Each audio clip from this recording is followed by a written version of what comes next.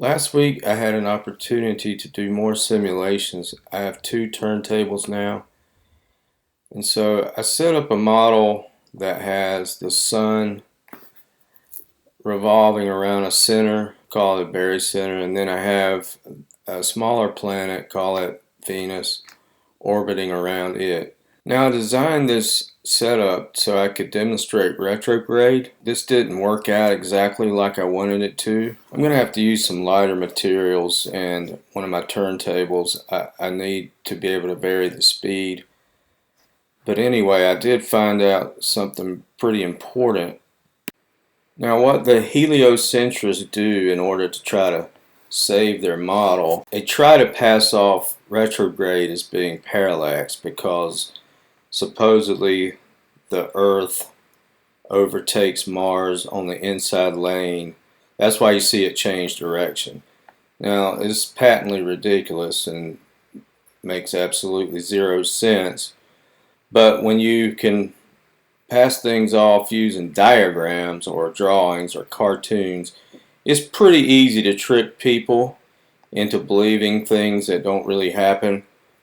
But even though this model didn't work out exactly right, I still was able to glean some valuable information just doing this, because one thing that you'll notice about retrograde is the planet is moving toward the observer.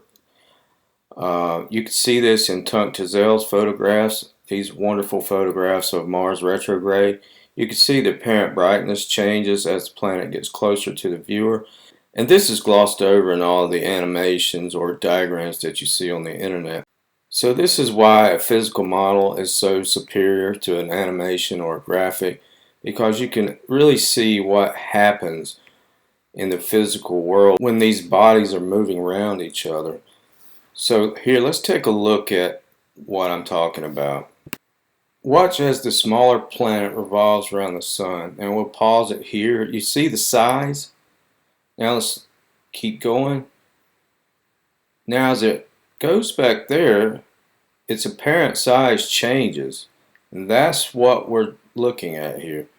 And you can see the two side by side, same exact two bodies. However, the apparent sizes have changed quite a lot. I'll zoom in on these so you can get a closer look. As you can see, there's a drastic change in the size from the perspective of the viewer, which would be us on Earth.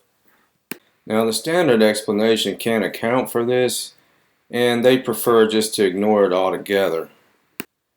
And in the mainstream animations, you'll see Mars and Earth moving along side by side with each other like they're on a carousel, and eventually the two planets begin to grow apart from each other because of the eccentricity. But this can in no way explain the pulse-like variation in the planet's apparent brightness and its distance. Now let's come over here to the Tychosium model. This will be a retrograde on around July in 2018, and we're going to run this 1 second will be equal to a week. And with a fully functional model like the one Patrick has built, it's completely tailorable to whatever you want to see. I've only got Earth and Mars shown. You can see the right ascension, the declination, the distance in kilometers, and the AU distance. And the JPL orreries, they don't give you the option to see any of the orbital data while the object is moving, and that's just a sign of a weak model. Any model that's worth its salt, you'll be able to see the positions of the planets. So let's go ahead and run this.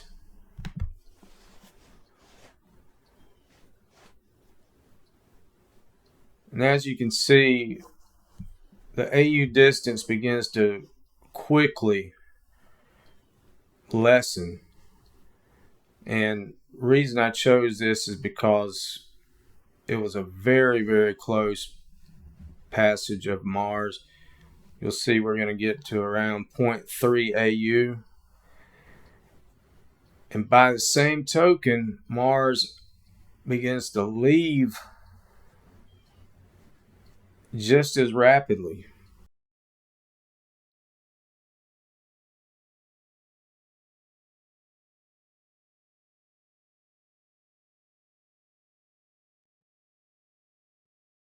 And so we could see this distance is about, I think, let's step back. Yeah, it's about 56 million kilometers. And as we can see, and from our model demonstration, as Mars gets closer, it gets larger in our frame of reference. And that's exactly what we see with our model. Now we're going to come back to the Tychosium. This is such a good model, such a good modeler, that we can practically take any angle view we would like. This angle will show us the actual retrograde happen, and none of the other models can ever show this because it isn't parallax.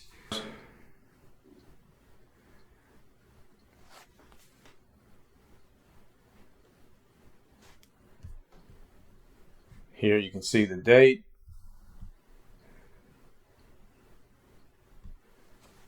And Mars rapidly nears the Earth, and it's about to start retrograde. Now we're in retrograde, and now we come out of retrograde, and Mars begins to zoom away.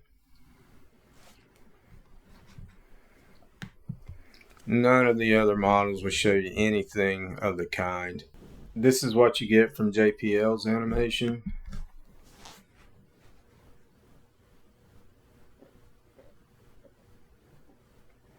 And that was supposed to be a retrograde.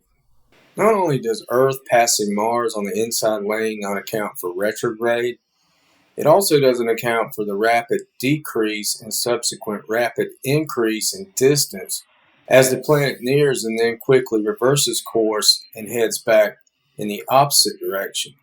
So during retrograde, the planet is actually moving toward the Earth, and therefore it increases in apparent size and apparent brightness because it's coming closer to us. And then as it comes out of the retrograde period, it moves back away in a similar but opposite path, and therefore becomes smaller in our frame of reference and dimmer.